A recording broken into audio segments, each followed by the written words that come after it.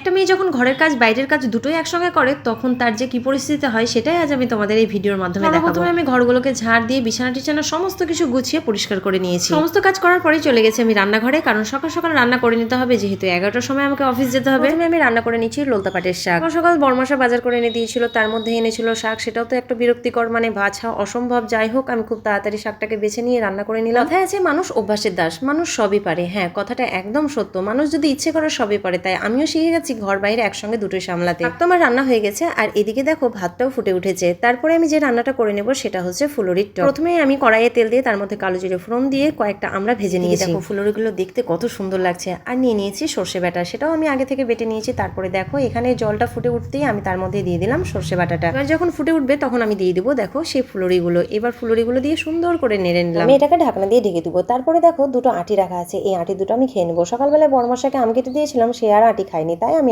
খেয়ে নিলাম। আমি ঢাকনা উঠিয়ে দেখবো ফুলুরিটা হয়েছে কিনা। তো দেখছি ফুলুরিগুলো সুন্দর হয়ে ফুলুরিছে। তোমরা যদি এইভাবে কেউ সর্ষে বাটা দিয়ে ফুলুরির টক না খেয়ে থাকো তাহলে একবার খেয়ে দেখো, অবশ্যই ভালো লাগবে। ভাতও রান্না হয়ে গেছে, সেটাকে আমি ফ্যান ঝরাতে দিয়ে দিয়েছি। আর ভাতের মধ্যে দিয়ে দিয়েছিলাম ডাল সিদ্ধ। বড় কড়াইয়ের মধ্যে তেল দিয়ে তার মধ্যে 5 ফোড়ন ও শুকনো লঙ্কা দিয়ে কেটে রাখা রসুন কুচি আর পেঁয়াজ কুচি দিয়ে সুন্দর করে ভেজে নেব। মধ্যে সেই ডালটা দিয়ে ভালো করে ছকে নেব। আমার খুব টেনশন হচ্ছিল যে আমি ঠিক সময় মতো অফিসে যেতে পারবো কিনা। মোটামুটি আমার রান্না বান্না কমপ্লিট। এবার যে কাজটা আমাকে করতে হবে সেটা হলো ছেলের এই টেবিলটা গুছিয়ে নাও। তো দেখো আমি সুন্দর করে গুছিয়ে নিয়েছি। অল্প সময়ের মধ্যে আমি যে কটা জিনিস রান্না করলাম সেটা হলো ভাত, শাক, মসুর ডাল আর হচ্ছে ফুলুরির টক। থেকে বেশি কিছু রান্না করা আমার পক্ষে আর সম্ভব ছিল না, কারণ রান্নার পরেও কিন্তু অনেক কাজ থাকে। এদিকে দেখো আমি ওভেনটা সুন্দর করে মুছে নিচ্ছি। রান্না করতে যতটা না সময় লাগে তার থেকেও বেশি সময় লাগে কিন্তু রান্নার পরে যেসব কাজগুলো থাকে, এই যে মোছামুছির কাজগুলো, তারপর হচ্ছে বাসন মাজা।